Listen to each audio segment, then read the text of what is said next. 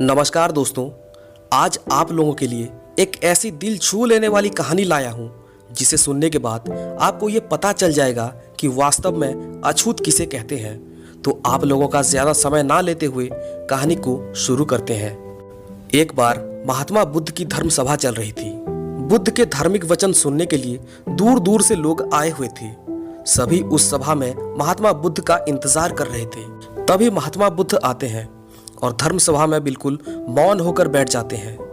सभी इस बात का इंतजार कर रहे हैं कि महात्मा बुद्ध का प्रवचन कब शुरू होगा, लेकिन महात्मा कुछ बोल नहीं रहे हैं, चुपचाप मौन बैठे हुए हैं। उनको इस तरह मौन बैठा हुआ देखकर उनके एक शिष्य ने उनसे पूछा, गुरुदेव, आप आज इस तरह मौन क्यों हैं? महात्मा फिर भी मौन रहे, उन्होंने कुछ नहीं कहा। तब उनके एक और शिष्य ने उनसे पूछा, गुरुदेव, आप स्वस्थ तो हैं ना? आप आज इस तरह मौन क्यों हैं? बुद्ध फिर भी मौन ही बैठे रहे। धर्म सभा में बैठा हर एक व्यक्ति चिंतित था।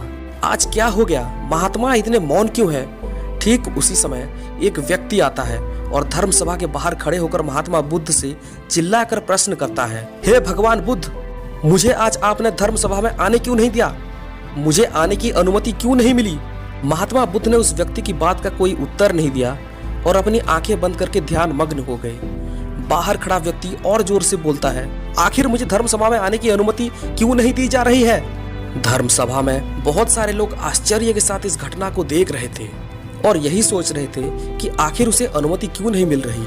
तभी सभा में उपस्थित लोगों में से एक व्यक्ति ने कहा, प्रभु, कृपया इस व्यक्ति को आने की अनुमति दे दीजिए, बेचारा बहुत परेशान लग रहा है।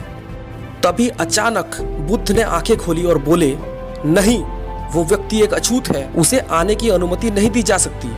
सभी ने आश्चर्य के साथ बुद्ध को देखा। महात्मा बुद्ध, जो कि छूत अछूत में विश्वास नहीं रखते हैं, वे उस व्यक्ति को अछूत बोल रहे हैं। एक शिष्य ने प्रश्न किया, हे गुरुदेव, आज तक आपने किसी को भी अछूत नहीं कहा, आज इस व्यक्ति को अछूत क्यों कह रहे हैं आप? प्रश्न का उत्तर देते हुए महात्मा बुद्ध ने कहा, हाँ, वो एक अछूत है।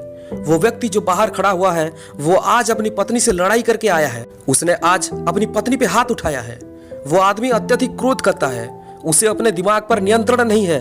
क्रोध के कारण वो कुछ भी कर सकता है, यहाँ तक कि खुद की पत्नी पर भी हाथ उठाता है। जो व्यक्ति नारी पर हाथ उठाता है, जिस व्यक्ति को अपने क्रोध पर नियंत्रण नहीं है, ऐसे व्यक्ति को इस धर्म सभा में आने की कोई अनुमति नहीं है। वो एक अछूत है। उस व्यक्ति को बाहर खड़े रहकर पश्चाताप की अग्नि में तप कर शुद्ध होना पड़ेगा, तभी उसे धर्म सभा में आने की अनुमति मिल सकती है।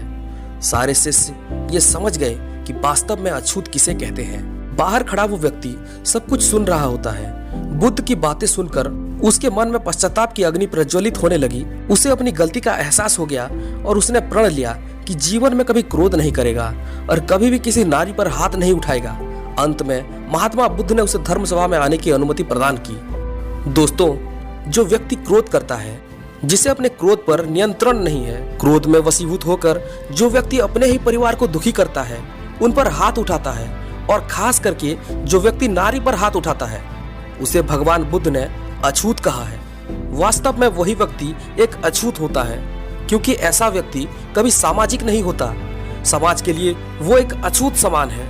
इसी वजह से जीवन में कभी किसी पर भी क्रोध मत करिए, क्योंकि क्रोधी व्यक्ति से पूरा समाज असंतुष्ट रहता है। मनुष्य का सबसे बड़ा शत्रु क्रोध ही होता है, जो उसके अंदर ही रहकर मनुष्य को बर्बाद कर देता है। इसलिए जीवन में क्रोध का त्याग करिए, आपका जीवन सुखी बन जाएगा।